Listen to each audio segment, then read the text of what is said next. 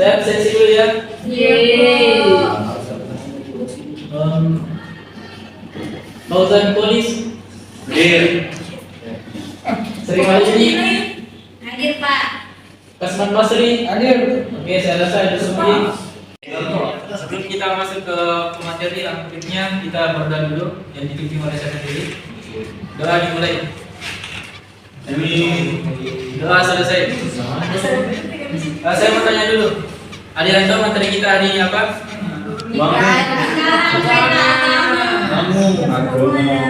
Oke. Tidak ada. Sebelum kita masuk ke pembahasan hari ini, adapun tujuan pembelajaran hari ini. Yang pertama itu mahasiswa dapat mengetahui apa yang dimaksud dengan pernikahan beda agama. Yang kedua, mahasiswa dapat mengetahui pandangan agama terhadap pernikahan beda agama. Dan yang ketiga, mahasiswa dapat mengetahui tantangan dan solusi pernikahan beda agama. Langsung saja masuk ke pembahasan pengertian pernikahan beda agama.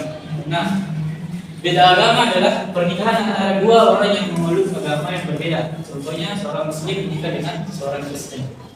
Dan contohnya lagi seorang Kristen menikah dengan seorang Hindu. Ya, betul. Adapun materi yang kedua, pandangan agama terhadap pernikahan beda agama. Menurut Islam, laki-laki Muslim diperbolehkan menikahi wanita dari kalangan ahli kitab, Yahudi atau Nasrani. Namun tidak dianjurkan perempuan muslimah tidak diperbolehkan menikah dengan laki-laki non-muslim. Adapun alasannya itu karena menjaga akidah, ketentraman rumah tangga dan pendidikan anak dalam Islam. Adapun dalam Quran surah ayat 22, wala tankihul musyrikati hatta yu'minu.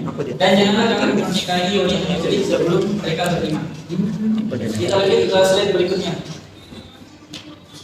Nah, ini menurut pandangan Kristen dan Hindu dan juga menurut pandangan Kristen, pandangan Kristen tergantung pada demonisasi atau gereja masing-masing. Umumnya gereja lebih menganjurkan pernikahan sesama iman agar kehidupan rumah tangga sejalan dengan nilai-nilai agama. Dan adapun menurut pandangannya Hindu dan Buddha cenderung memerlukan pada toleransi, namun tetap mengutamakan pernikahan dalam satu keyakinan untuk menjaga keselarasan dalam ibadah dan budaya keluarga. Kita masuk ke tantangan pernikahan beda agama. Yang pertama itu ada perbedaan prinsip ibadah dan keyakinan. Sulit menyatukan nilai-nilai agama dalam kehidupan sehari-hari. Yang kedua, pendidikan anak. Maksudnya di sini anaknya nanti itu menganut agama apa. Yang ketiga, perbedaan dalam keluarga besar.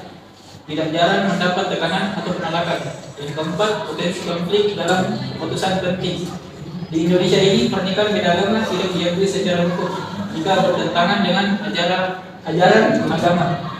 Kita lanjut ke slide berikutnya, solusi dan sikap bijak. Yaitu yang pertama, dialog terbuka.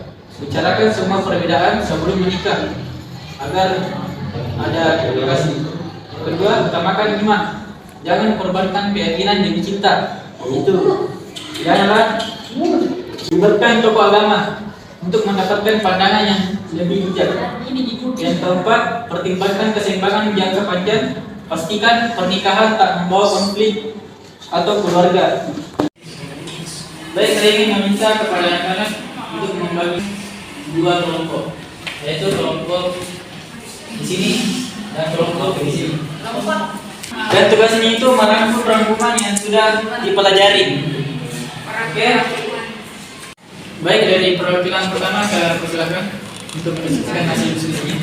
Baik, dari hasil diskusi kami tadi, bahwasanya pernikahan beda agama adalah pernikahan antara orang yang beragama yang berbeda. Contohnya saya Islam, yaitu Kristen. Kemudian dalam Al-Quran dikatakan oleh musyrikat at-taymin, karena kaum menikahi perempuan yang musyrik sampai dia beriman. Itu Pak. Ada pertanyaannya. Baik, saya rasa pertemuan kita ini sampai di sini. Lebih kurangnya mohon dimaafkan. Assalamualaikum warahmatullahi wabarakatuh. Waalaikumsalam warahmatullahi wabarakatuh.